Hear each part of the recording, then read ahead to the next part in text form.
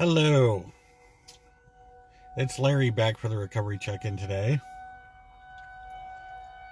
And it might be a minute before we really get started because I don't know how much you can hear, but they are testing the tornado sirens right now. I'm not usually at my house or, in my hometown on a Wednesday, so I had no idea that this is when they did it. I will apologize, but I don't think I need to. But I think I'm going to anyway, because some kind of better planning should have happened, right? Right. But anyway, also before we get started, I want to show you guys where I'm at today. I am at another park. This one is in my hometown. Sitting in my car right now, windows up, and the tornado siren's still going. All right.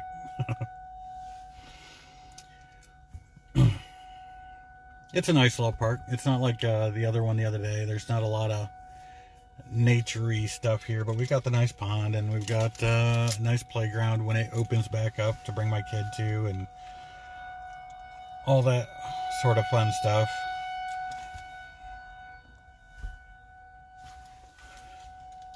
But I'm gonna wait for that to get loud one more time, because it's gonna. Nope, it's shutting off. Excellent. Excellent. Today, for the gratitude moment, yes, Lynn is here. I see her. Hello, Lynn. Today, for the gratitude moment, I actually want to, extend some gratitude for the, even with everything being as weird as it is, there are still like so many new experiences that we have the capability to have. For example, in the middle of next month, I'm going to be moving to a new town that I've never lived in before and barely visited.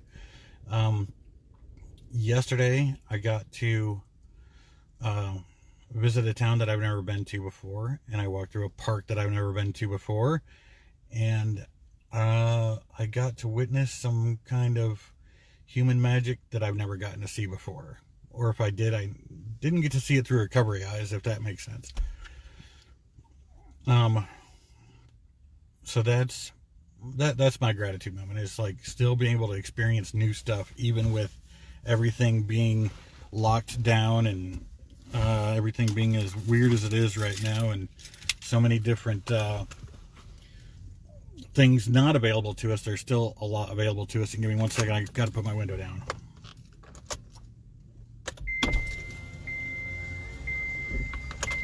Oh yeah, that car would get stuffy if I didn't get to do that.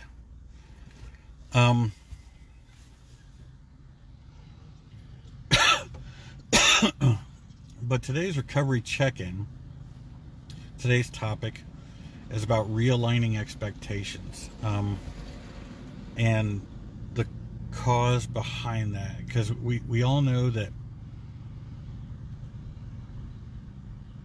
even though those of us that are in recovery and we're used to like weirdness in our lives, and we're used to having to adapt and adjust, we're still not always showing up as our best possible selves that we're used to doing. And I was talking to a coworker just the other day that I said, I think that since this has started, there's been a lot of two-way communication that has just failed. And this person I do communicate well with, but there's just stuff that it's like, it's gonna have to wait. And that's okay. It's okay that it waits. But with the inspiration, if you will, of this idea came along. This, I think it's I can show it to you. I believe it's called Maslow's hierarchy of needs. And basically what we're running into right now is we've got our basic needs being met in most cases. This isn't even for everybody. Food, water, warmth, rest, which is the most base needs that you need. And then above that are your security needs of security and safety. And the reason that it's actually, let me rephrase that. When I perceive this, the reason that it's built in this way is that if you don't have your the most basic of needs, like your food, water, warmth, and rest, your security and safety are not, if you don't have these, then your security and safety aren't going to be on a solid foundation. So it's like you really do have to work from the bottom up and making sure that you have all these things you need in your life. And right now, the next level is belongingness and love needs, which includes intimate relationships and friends. And right now, a lot of us are missing out on that part. We aren't able to get that close personal connection that we're used to. We've got to keep our 6-foot distance, and that's even when we go out. And it's just becoming more difficult. Not to say that there aren't ways to overcome that, but it's not the same, you know? I was actually taking part in a support meeting not long ago about how, it was through Zoom. And Zoom is a great tool. It is absolutely a great tool. And that has to take the place of our community right now. And without... One of my jobs at Focus is to look at technology-based recovery supports. And what I found is that the technology-based recovery supports without a community, without a solid foundation of a community, they're not helpful. Not really helpful at all. Like whether you're talking about mental health or substance use, they only go so far. They're really designed to be like amended to a community that you belong to. And right now, that Zoom is the replacement for the community, and it's not a full replacement. So when we're looking at intimate relationships and friends, and the word intimate, by the way, it probably doesn't mean what you think it means. All right, there are a lot of different definitions for intimate, and they're talking about that closeness, that vulnerability, and that intimacy that you can feel with anybody, whether it's a friend. It may be, a significant other, but it doesn't have to be.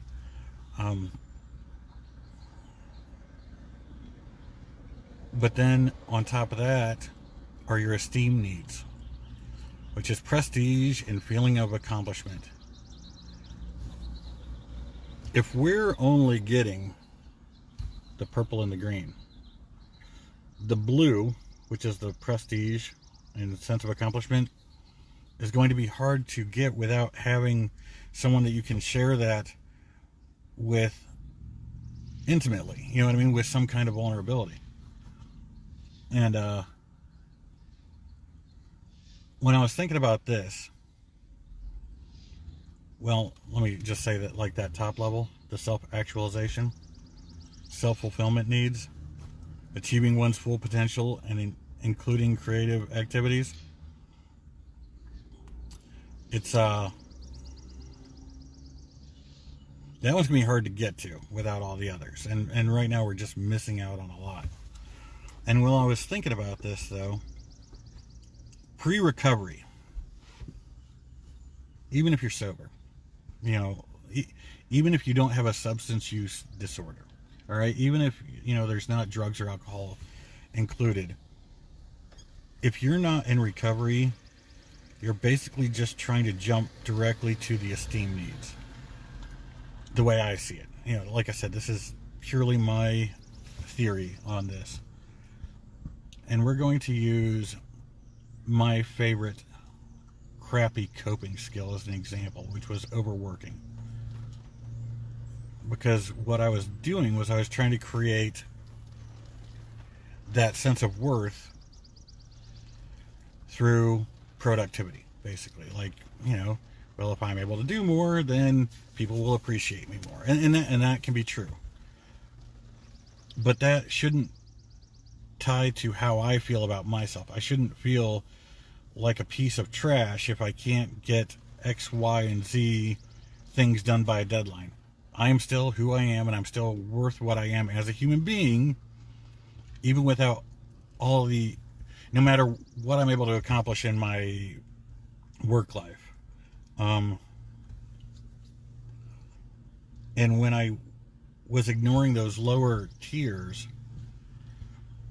I think that that's the difference between being sober and actually being in recovery, is you're actually looking at those tiers of like, are your basic needs being met?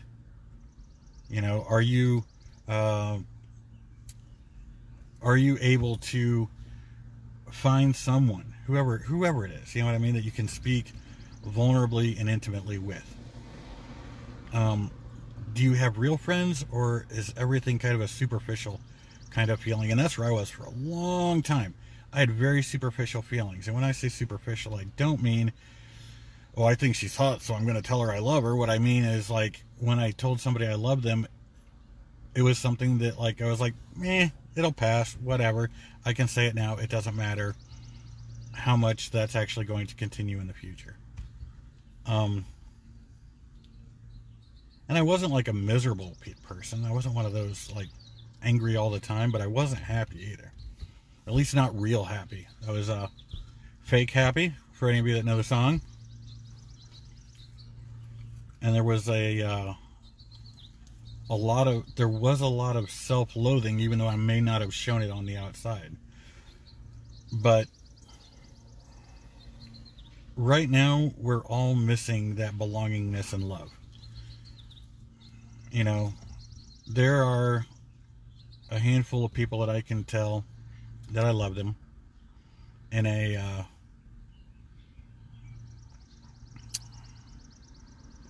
true and deep manner.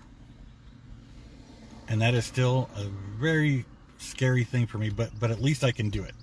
And I'm overcoming that fear, and I'm saying, you know what? I'm going to tell them today. And it's not...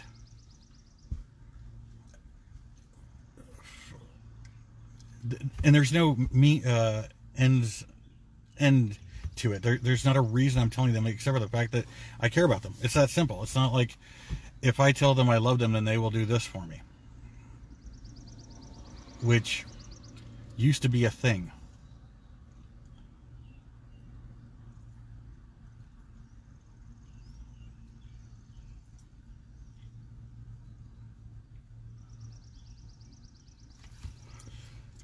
You can't skip the parts. You can't overwork to create that sense of self-worth and expect to be a whole human. You can't use drugs and alcohol and, hell, cigarettes to cover up what you're feeling and expect to be a whole human being. I mean, well, you can. It's just not going to work that way, you know?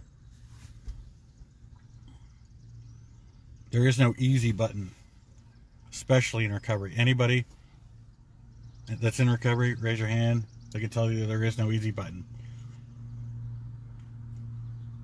And for a long time after you do quit your crappy coping, whatever it is,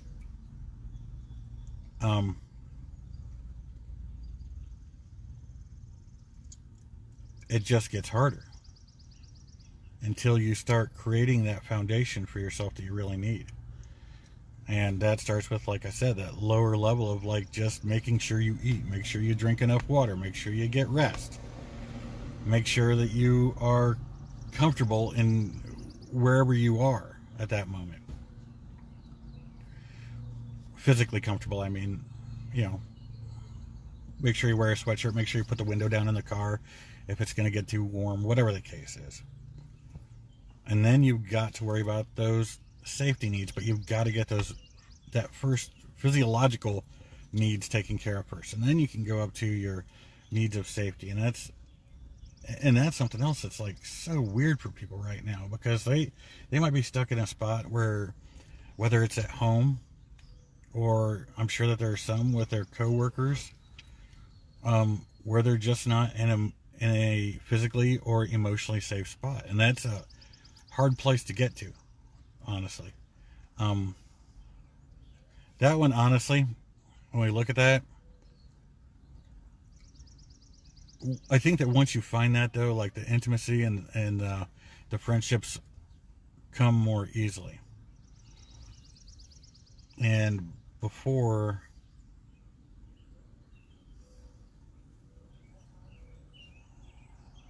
yeah, that space has to be opened up. That emotionally safe space needs to be opened up.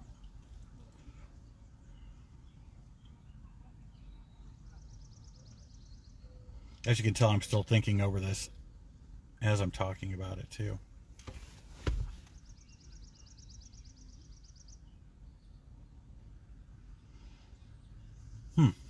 Anyway, I like being inspired. This one was thrown at me just this morning. And I I have rambled so much. I really feel like I rambled on this one. I kind of feel like I didn't go with that direction, but really, what the short version, there isn't a short version, is that as we're going through these difficult times, and as you're going through your own difficult times of your own personal recovery, and as you're going through everything else in life, make sure you're setting your expectations based on what's actually plausible, what's realistic. Right now, be okay with those basics. And if you're not okay with those basics, that's okay too. Um, we're all struggling to get through that.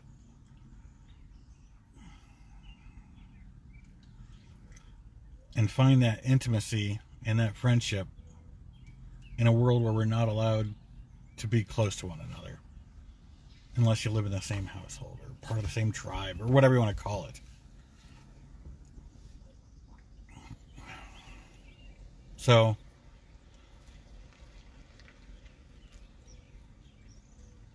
don't be too hard on yourselves right now. Because remember, like, even some of these age-old psychological, theories that are in place, and I don't know when this was done. It might be 5 years old. It might be 100 years old, but it's something that a lot of people stick with. But since we're in a situation where we can't do anything realistically above those first two,